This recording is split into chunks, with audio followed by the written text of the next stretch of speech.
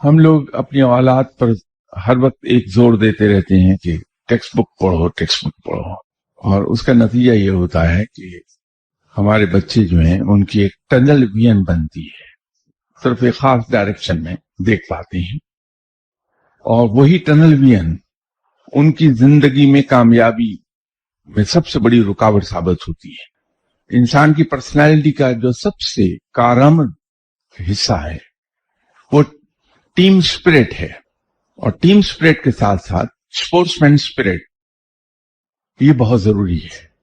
वो हमारे बच्चों में नहीं पैदा हो पाती क्योंकि हम उन्हें खेलने की इजाजत ही नहीं देते।